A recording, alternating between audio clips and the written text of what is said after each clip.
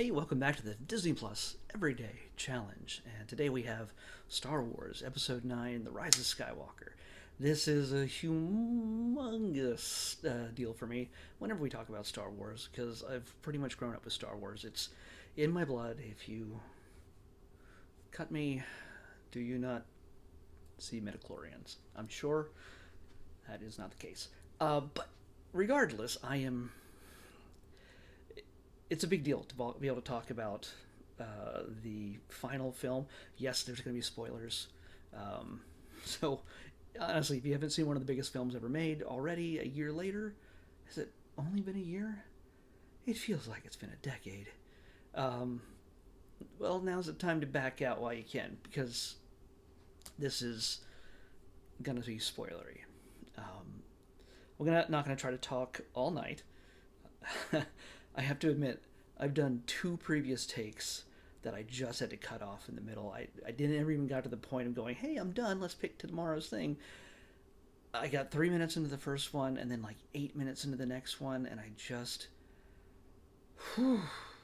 I got to wrangle myself in because it just went off on a tangent, like I am now. So I had to make notes for myself, so you see me doing this. It's not me going, oh, who played Finn? It's me going, wrap this section up. Let's tighten it up. I'm sorry, and I'm still going to do it regardless, but at least I made an attempt to warn myself. Anyway, The Rise of Skywalker. It's the epic conclusion to the Star Wars Skywalker saga. Um, this this trilogy, while controversial, to many, maybe to some who are misogynistic or racist or, you know, just like complaining about stuff, um, have this weird idea that somehow Star Wars needs to go exactly the way they planned it in their fan fiction. Guess what? They don't have to do that. Whether it was George Lucas or it was Disney or whatever, it was never going to come out exactly the way you wanted it. It wasn't going to be the Skywalker twins. It wasn't going to be a remake of novels or comic books or whatever. It just was never going to happen. And we would have got into completely... God damn it. Man, I've been standing here. I told you I was standing here a long time, and I haven't touched that remote for a while. Okay, where was I? I can't believe I screwed that one up. It's a... Hey, we're uncut here.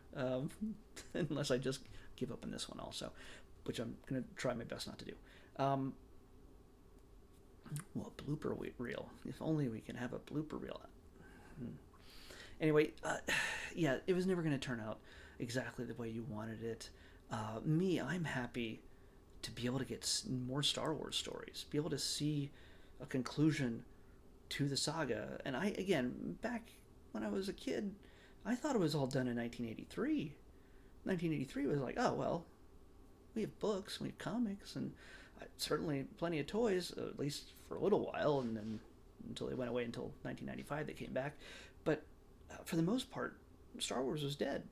And then, 1997, re-release of the trilogy with extra scenes and not, well, impressive then, but not so well-aged CGI now. Yay. That was awesome to be able to see it in the theaters again. And then with the prequels, hey, Darth Vader as a 10-year-old or 9-year-old? Great. Boba Fett as a child? Wonderful. Yes, I'm stealing from Patton Oswalt. But it's the idea that Star Wars is never gonna, when they make the stuff, whether George is doing it or Disney is doing it, it's not gonna make everybody happy, unless you just love Star Wars for what it is and revel in the idea that you can jump into that world. I spent years as a kid forming my own stories and with my action figures and everything else, and I've written plenty of little things. I've even made a comic book myself. It's never published. I was like 11. Biggs came back, by the way, from the dead, and then I think he died again. I'm not sure. Either way, it was.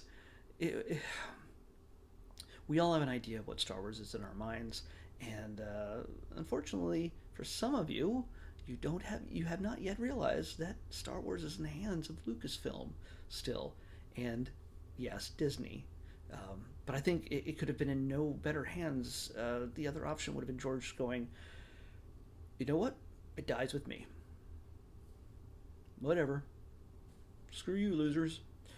He could have absolutely done that. And when I found out they were going to make more Star Wars films, the idea was like, oh my gosh, with Disney owning it, it means that they can make Star Wars things, shows, movies, comics, books, whatever, throughout infinity. And I'm never going to see every Star Wars movie ever.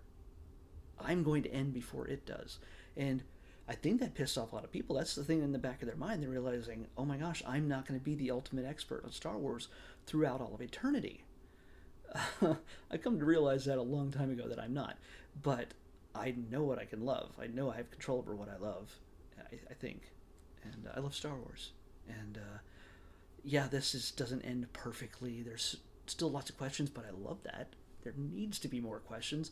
And the purpose of this last trilogy, as I was saying earlier before I was interrupted, I think, is that it needed to put a cap on the story of the heroes we know and give a storyline to a new set of characters that can carry on the torch.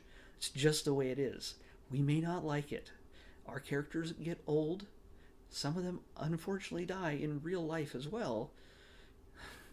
Long live Carrie. But it's still, if we want Star Wars to move on, it can't be just Super Luke when he's 25 for the rest of our lives. Yes, those stories might get told someday. And the original saga might get retold someday in a whole totally different medium 100 years from now. I've been watching Year a Million on Disney Plus also, and that's given me so many other ideas. But the idea is that this saga did what it was set out to do. It put a cap on the stories of our main three heroes, Luke, Han, and Leia. Actually, Han, Luke, and Leia in that order. And the characters who were never going to die. I was telling this to friends. The characters who were never going to die are Chewbacca, R2, and 3PO.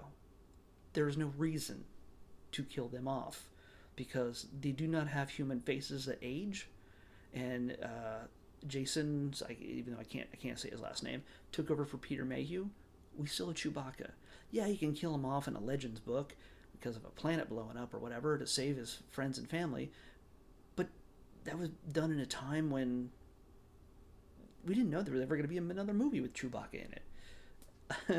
So yeah, it was one writer's attempt to put a cap on his story and a heroic end. But it doesn't need to be that way. There can be 30 guys playing Chewbacca over the next 4 centuries, the next 1,000 years. These stories can endure for that time. And even though this is the end of this saga, we know that we're getting Mandalorian every week. We're getting new other spin-off shows on Disney Plus, Andor Cassian and K2SO and all sorts of other things. We get comics. Comics are great, by the way. Marvel's putting those out. I love the comics. And there's so many novels that are in canon. Yes, there are some extended universe stuff that is not canon anymore. I'm not going to go into that. That's a whole other thing. And apparently, it's not like there aren't a billion other people talking about that on YouTube right now. Like, do we really need one more? And honestly, I'm not as well versed in the books as some people are obsessively versed in them. I've read a bunch of them, and I loved Splinter of the Mind's Eye when I was a kid, but we don't need to talk about that. We need to talk about... I've gone off the rails. It's already 9 minutes in, and I barely talked about the movie. When I told you I wouldn't. Mickey Ayers. Okay. So Han, Luke, and Leia were going to die no matter what. Because if they didn't die, there would always be room for more stories. And um, even if Carrie was still alive, Leia was going to die in this film. It's just the way it is. Because you get the idea that just like killing off Chewbacca in a book, it's the idea that even if Carrie wasn't going to be in another movie as Princess Leia, General Leia Organa, there were there'd still be people going, oh, well, we should have her back in here. She's like 104 and like, here, do a cameo. Hi, I'm Carrie. I'm Princess Leia. Just for the heck of it, as we keep making movies, because you know they're going to keep making movies. They've taken a break, and they're focusing more on TV because Mandalorian is doing so good. But the idea is that you want to have our last look at Leia be something in film where we first saw her. Same with Luke. Same with Han, and it has to have weight. It has to have meaning, and that's what this film gave it. Leia made a humongous sacrifice in helping to restore her son and linking herself to him in life and in death, and helping to save the galaxy from the Emperor, who, by the way, yes, the Emperor, he seems to fly by the seat of his pants when it comes to making rules. This is one of my pet peeves. His job seems to be like, hey, let's bring the good guys in, tell them to let's work together, and if not, kill me because I've got other options.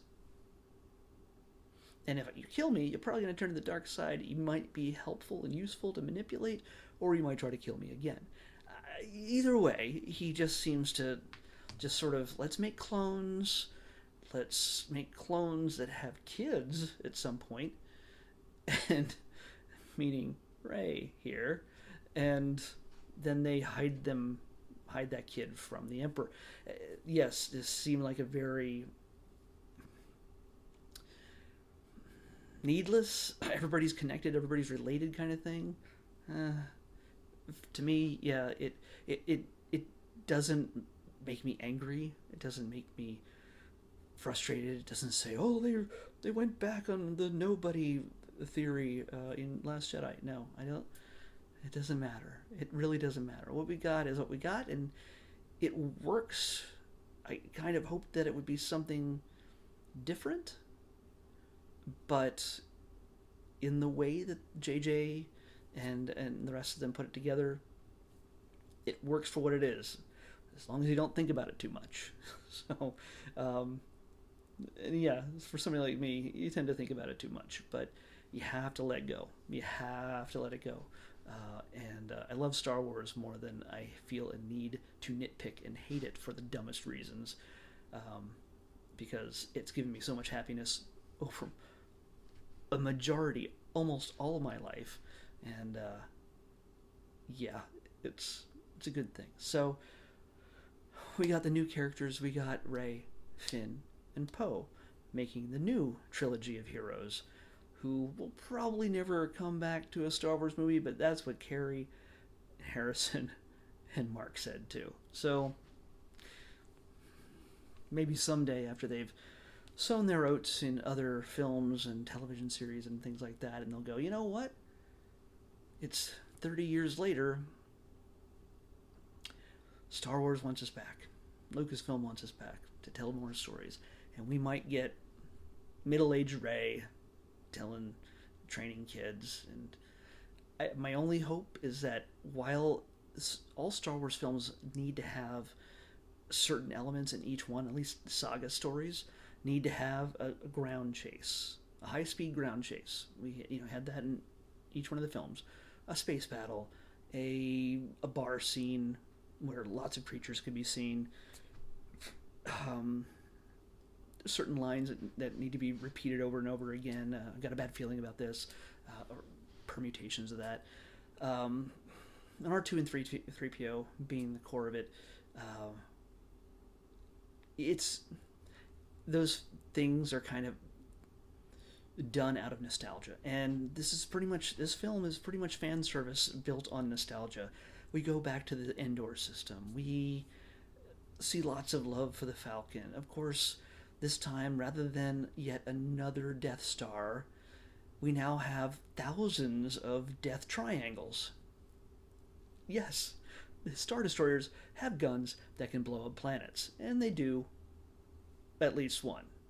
So, yeah, I would like for them to say, okay, we're done with that nostalgia storytelling, and while we still want to tie everything in spiritually to the core of Star Wars and have little nice visual reminders, please, Empire, First Order, Last Order, whatever you want to call yourself, bad guys, please stop making big things that blow up planets that we easily destroy. I'm not in the rebellion, but hey, I'm just going to say, hey, did you see did I say this already? My Black Spire Outpost sweatshirt? Got it on bad too. Anyway, it's, yeah, there's certain things that we need to get rid of. Yes, in this case, we got death triangles, and they're out there trying to shoot planets at least one planet before they get stopped by the rebels. And the message is great. There's nice little goosebump moments. It's the Jedi versus all the Sith, which are embodied in Palpatine and his granddaughter going at it with lightning and lightsabers, and the addition of Ben redeemed, and deaths that some people might think are unnecessary, that could have just... There's somebody making this great cartoon showing what had happened had Ben lived, and it's basically him in recovery from pretty much dying, and it's the the Rey and Kylo Ren romance blossoming, while everybody makes snarky remarks about how he is pretty much a murderer, and he's getting off scot-free with the hot girlfriend. So yeah. They have seeded certain things in this film that could be turned by certain storytellers to bring about return of Kylo Ren, or at least create a next generation from the connection between Kylo Ren and Rey. At least that's how I see it. They are the dyad. They're a once in many generations kind of thing. Humongous connection. 2 and 1. They're powerful. They're a big deal. But yeah, so we get the conclusion of Kylo Ren's story. The last Skywalker physically. Palpatine makes mention that he's the last Skywalker. Well, of course, at the end we find out that Rey takes on the name of Skywalker to continue it, rather than being Rey Palpatine, or Palpatine, which has a really bad connotation to it. It also, Skywalker had a bit of a bad connotation to it as well, but that's only because when people found out that Anakin was Darth Vader, that became a big deal. Anyway, beyond her, there's Finn, who is becoming more force sensitive, and there's a storyline, again, that John Boyega has very much come out against the treatment of his character and characters of color. He's right, and and I'm hoping that Lucasfilm puts more focus on doing right by characters of color, rather than just going, hey, we got a black person now, we got 2. No, wait, we got 3, maybe 4. Well, hey, you can count them on one hand. We've done good, and their stories go nowhere. We do have stories that are seated in this, where we have Lando and Janna talking about their origins, where they come from, and maybe seeking them out and finding them. We know that the Force is strong in a lot of people, just like at the end of The Last Jedi. The Force is strong in a lot of people that aren't necessarily there's no Jedi to train them. There's no Jedi to find them. And sure, Luke had a little academy of his own, and that got wiped out pretty quick. A few years maybe, but it's still by his own nephew. But it's Will the Jedi rise again? Will there be a storyline that involves Lando and Janna seeking out their origins? She was taken away as a child. Finn was taken away as a child. It would have been great to see Finn take a lot of troopers and lead them in rebellion against the Empire that has stolen them from their families and abused them and made them just cannon fodder in a war to take over the galaxy with not a thought to who they are. So there's a lot of potential stories to be told in this that come out of this film. So it's a conclusion, and it's also sort of a birthing pod in a sense that it allows us to explore possible new stories. But yeah, it's an ending to me. It's the big space battle. It's the great evil versus the lone hero, and nobody to help her. Technically, she knows of it first. It's a humongous parallel to Return of the Jedi, that final battle, and he's manipulating everything, and everybody's gonna die. And if you don't turn to me, then Rey, if you don't turn and kill me, and then let my spirit take over your body, then you and I become the Empress. And yeah, it's a bit convoluted. Yeah, but in this moment, hopefully Palpatine is finally fully defeated, and we don't have to go back to making giant moon-sized ships or planet-sized things with guns that blow up other planets. Just stop doing that. I know I said that already, but I could go on for hours more, and I've already gone for over 21 minutes. There's people who are going to talk controversy all day and night, but and they're all over YouTube. They will not shut up about the slightest detail about Star Wars. I'm here to tell you that I love Star Wars, and I enjoyed the heck out of this, and I'll watch it again, over and over again, and I'll find something new each time, because that's what I find joy in. So, if you've never watched Star Wars, and I've just spoiled everything for you, I'm sorry, but I warned you. And I think give it another chance to, if it's something that you really didn't connect with when you saw it in the theaters last year, give it another chance on Disney Plus, and keep an open mind about things, and you might find some things you did not expect to find, that you didn't see the first time around. Good things. You might find some bad things too, but what we find here in this is that one thing they did break away with is that R2 didn't save the day for everybody. He didn't, which he's my favorite character. He's a droid with no human voice, but it's my favorite character, and they didn't rely on him to get them out of whatever jam they were in. So yeah, it's a nice change, even though he didn't get as much screen time.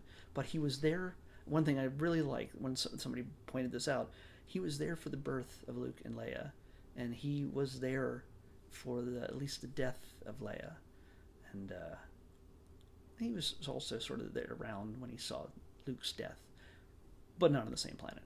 So it's